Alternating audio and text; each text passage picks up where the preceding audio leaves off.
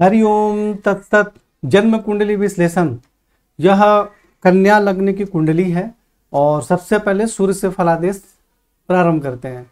तो सूर्य इस कुंडली में द्वादश भाव के स्वामी होते हैं और स्वराशि में ही विराजमान है, जिसके कारण बाहरी स्थानों के संपर्क से सहयोग प्राप्त होता है, बाहरी स्थानों के संपर्क से उन्नति भी होती है। और यहाँ से सूर्य षष्ठ भाव में दृष्टि डाल रहे हैं, जिसके कारण शत्रु पक्ष पर प्रभाव रहता है, परंतु पेट में कुछ सामान्य परेशानी भी होने की संभावना रहती है। यहाँ मैंने सिर्फ सूर्य के अकेले का फलादेश बताया, लेकिन सूर्य केतु के साथ विराजमान है और इस पर राहु की दृष्टि भी है। तो अब यहाँ जो सूर्य स्वराशि में थे परंतु राहु केतु से पीड़ित हो गए।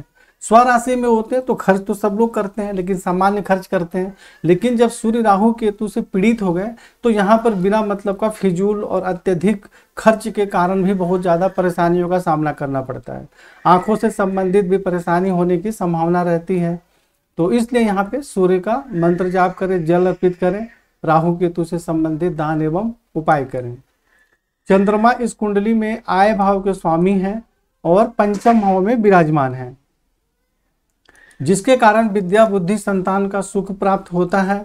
और यहाँ से एकादश भाव में स्वराशि में देख रहे हैं और शुक्र पर दृष्टि डाल रहे हैं, और शुक्र भी चंद्रमा पर दृष्टि डाल रहे हैं। तो शुक्र जो है कौन, धनीश है, और चंद्रमा आयेश है। तो जो धन भाव के स्वामी है वह आय भाव में विराजमान हो गए और आय भाव के स्वामी पंचम भाव में होकर खुद शुक्र को दिख रहे हैं। तो यहाँ धन एवं आमदनी से संबंधित बहुत अच्छा योग है। ऐसे व्यक्ति को आमदनी बहुत अच्छी होती है, अचानक लाभ प्राप्त होता है और जीवन में धन की कमी कभी नहीं होती है। परंतु यहाँ चंद्रमा अंश बल में बिल्कुल कमजोर है, देखिए 28 अंश के हैं, बिल्कुल कमजोर है। तो इसलिए श्रेष्ठ लाभ प्राप्त करने के लिए चंद्रमा को प्रबल करना आवश्यक है। और ऐसे व्यक्ति की कन्या संतान भी अधिक होती है। मंगल जो है इस कुंडली में तृतीय भाव के स्वामी है, पराक्रम एवं भाई बहन के स्वामी है, और अष्टम भाव आयु के स्वामी है। और कन्या लग्न की कुंडली में मंगल को अकारक माना जाता है, परंतु आयु के लिए तो बहुत ज्यादा ही इनका महत्व है। और भाई बहन के स्वामी भी होते हैं, मंगल लग्न में विराजमान है। तो जिसके कारण शारीरिक स्वास्थ्य से संबंधित कुछ सामान्य परेशानी होती है, परंतु आयु में वृद्धि होती है। ऐसे व्यक्ति पराक्रमी, परिश्रमी, हिम्मती भी होते हैं, भाई बहन का सुख प्राप्त होता है। परंतु मंगल पर शनि की दृष्टि है। देखिए भाई, मंगल अकेले थे तो कोई बहुत ज्यादा परेशानी नहीं होने वाली थी, लेकिन जब मंगल यहाँ शनि की दृष्टि हो गई मंगल पर, हालांकि मंगल 25 अंश के हैं और शनि 5 अंश के हैं, दोनों में अंशात्मक दूरी थोड़ा ज्यादा है, परंतु इसका मतलब यह नहीं है कि प्रभाव नहीं होगा, प्रभाव कम होगा।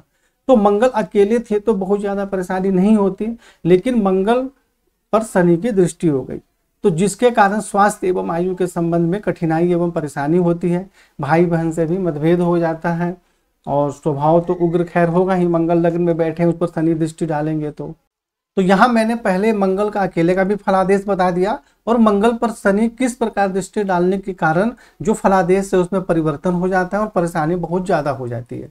यहाँ से मंगल चतुर्थ भाव में दृष्टि डालेंगे, जिसके कारण माता भूमि भवन वाहन का सुख प्राप्त होता है। लेकिन सप्तम भाव में शनि पर दृष्टि डालेंगे तो विद्या बुद्धि संतान एवं वैवाहिक जीवन के सुख में कठिनाई एवं परेशानी होती है, क्योंकि शनि विद्या बुद्धि संतान के स्वामी है और नौकरी के शत्रु पक्ष के ननिहाल पक्ष के भी स्वामी है, और इस पर मंगल दृष्टि डाल रहे हैं। जिस प्रकार शनि मंगल पर दृष्टि डाल रहे थे, उसी प्रकार मंगल भी शनि पर दृष्टि डाल रहे हैं। तो जिसके कारण विद्या बुद्धि संतान और वैवाहिक जीवन के सुख में कठिनाई एवं परेशानी होती है, मतभेद हो जाता है और मूत्रेंद्रिय से संबंधित परेशानी होने की भी संभावना रहती है। यहाँ से मंगल स्वराशि में दृष्टि डाल रहे हैं, जिसके कारण आयु में वृद्धि होती है, दैनिक दिनचर्या अच्छा होता है। परंतु यहाँ पे मंगल पे शनि और शनि को मंगल देख रहे हैं, ये सबसे ज्यादा परेशानी का योग है। यह बिल्कुल भी अच्छा योग नहीं माना जाता है। इसमें जो है दोनों की अंशात्मक दूरी ज्यादा है, इसलिए प्रभाव कुछ कम होगा, लेकिन होगा जरूर। ऐसा ना कि कोई बता दे कि नहीं इसमें अंशात्मक दूरी ज्यादा है और आपको उपाय करने की जरूरत नहीं है, तो ऐसी बातों पर ध्यान न दें। उपाय करना अत्यंत ही आवश्यक है। जो भी उपाय आपको शनि मंगल से संबंधित बताए गए हैं, और ऐसे व्यक्ति को महामृत्युंजय मंत्र का जाप करना भी अत्यंत आवश्यक है। बुध जो है इस कुंडली में लग्नेश है और द्वादश भाव में चले गए, तो जिसके कारण बाहरी स्थानों के संपर्क से सहयोग प्राप्त होता है। ऐसे व्यक्ति जन्म स्थान से दूर निवास करते हैं और बुध दसम भाव के भी स्वामी हैं, इसलिए जन्म स्थान से दूर ही रोजगार में सफलता प्राप्त होती है और वहीं निवास करते हैं तो ऐसे व्यक्ति की उन्नति भी होती है। और स्वयं के व्यवसाय में पूर्ण सफलता प्राप्त नहीं होती है, ऐसे व्यक्ति को नौकरी करना चाहिए। और यहाँ से बुध षष्ठ भाव में दृष्टि डालते हैं, जिसके कारण शत्रु पक्ष पर प्रभाव रहता है, नौकरी में सफलता प्राप्त होती है, ननिहाल पक्ष से भी सहयोग प्राप्त होता है। परंतु बुध यहाँ पे जो है अस्त है, 13 अंश के हैं और सूर्य जो है 20 अंश के हैं। अगर इन दोनों में 12-13 अंश का अंतर होता तो अस्त नहीं माना जाता है। तो इसलिए बुध को प्रबल करना जरूरी है, जिससे कि श्रेष्ठ लाभ प्राप्त हो सके। परंतु बुध का फलादेश मुख्य यही है कि ऐसे व्यक्ति जन्म स्थान से दूर जाकर निवास करें, वहां के संपर्क से ही जीवन में उन्नति और रोजगार में भी सफलता प्राप्त होती है। गुरु जो है इस कुंडली में चतुर्थ भाव के स्वामी हैं और सप्तम भाव के स्वामी हैं, यानी माता भूमि भवन के स्वामी हैं और पत्नी वैवाहिक जीवन दैनिक व्यवसाय के स्वामी है, दसम भाव में विराजमान है। तो जिसके कारण पिता राज्य एवं रोजगार के क्षेत्र में सुख सम्मान एवं सफलता प्राप्त होती है, पत्नी एवं वैवाहिक जीवन का सुख प्राप्त होता है, दैनिक रोजगार में सफलता प्राप्त होती है, पत्नी भी रोजगार करने वाली होती है। और यहाँ से द्वितीय भाव में दृष्टि के कारण धन एवं कुटुंब का सुख प्राप्त होता है और चतुर्थ भाव में दृष्टि के कारण माता भूमि भवन वाहन का श्रेष्ठ सुख प्राप्त होता है। और षष्ठ भाव में दृष्टि डालने के कारण भी नौकरी में सफलता प्राप्त होती है, ननिहाल पक्ष से भी सहयोग प्राप्त होता है। परंतु यहाँ गुरु 25 अंश के हैं, अंश बल में कमजोर हैं और इस पर राहु की दृष्टि है और दोनों में अंशात्मक दूरी बहुत कम है, इसलिए गुरु बहुत ज्यादा पीड़ित होंगे। यानी यहाँ गुरु जो है कमजोर भी हैं और पूर्ण रूप से पीड़ित भी हैं। तो इसलिए गुरु को प्रबल करना जरूरी है, जिससे कि आपको श्रेष्ठ लाभ प्राप्त हो सके। शुक्र इस कुंडली में द्वितीय भाव के स्वामी हैं और भाग्य भाव के स्वामी हैं और उच्च शिक्षा के भी स्वामी हैं और शुक्र एकादश भाव में विराजमान है। यह बहुत अच्छा योग है। तो यहाँ विराजमान होने के कारण, जैसा कि मैंने पहले भी बताया था, धन भाव के स्वामी आय भाव में विराजमान है और भाग्य भाव के भी स्वामी हैं, तो आमदनी बहुत अच्छी होती है। धन एवं कुटुंब का श्रेष्ठ सुख प्राप्त होता है, धन का संग्रह होता है, भाग्य की उन्नति होती है, ऐसे व्यक्ति उच्च शिक्षा भी अच्छी प्राप्त होती है। और यहाँ पे पंचम भाव में दृष्टि के कारण विद्या बुद्धि संतान का श्रेष्ठ सुख प्राप्त होता है। शनि जो है इस कुंडली में पंचम भाव के स्वामी है, विद्या बुद्धि संतान के स्वामी है, रोग एवं शत्रु के भी स्वामी है। तो पंचमेश है, त्रिकोण के स्वामी है, इसलिए शनि को बहुत ज्यादा आकारक नहीं माना जाता है। तो सप्तम भाव में विराजमान होने के कारण कुछ कठिनाइयों के साथ पत्नी एवं वैवाहिक जीवन का सुख प्राप्त होता है, दैनिक रोजगार में सफलता प्राप्त होती है, विद्या बुद्धि संतान का सुख प्राप्त होता है। परंतु शनि पर मंगल की दृष्टि हमें यह भी देखना पड़ेगा, सिर्फ अकेले शनि का फलादेश से नहीं होगा। यदि शनि के ऊपर किसी ग्रह की दृष्टि नहीं होती, प्रभाव नहीं होता, तो हम सिर्फ शनि के फलादेश को आखिरी निर्णय मानते। लेकिन शनि सप्तम भाव में पीड़ित हो गए तो विद्या बुद्धि संतान के सुख में भी परेशानी होगी, वैवाहिक जीवन में भी परेशानी होगी, शत्रु पक्ष से भी कुछ परेशानी होगी, नौकरी में भी कुछ कठिनाई एवं परेशानियों का सामना करना पड़ता है और यूरिन या मूत्रेंद्रिय से संबंधित बीमारी भी होने की संभावना रहती है। और यहाँ से शनि दृष्टि डाल रहे हैं नवम भाव में, जिसके कारण भाग्य की उन्नति होती है, धर्म का पालन करते हैं, उच्च शिक्षा प्राप्त होती है। और लग्न में मंगल पर दृष्टि के कारण शारीरिक स्वास्थ्य सौंदर्य समान प्रतिष्ठा में कठिनाई एवं परेशानी होती है। यदि यहाँ पे मंगल नहीं होते तो फलादेश क्या होता है कि शारीरिक स्वास्थ्य सौंदर्य जीवन की उन्नति में सफलता प्राप्त होती है, लेकिन मंगल पर दृष्टि के कारण यहाँ परेशानी का योग बन गया। चतुर्थ भाव में दृष्टि डालेंगे तो माता भूमि भवन वाहन का सुख प्राप्त होता है।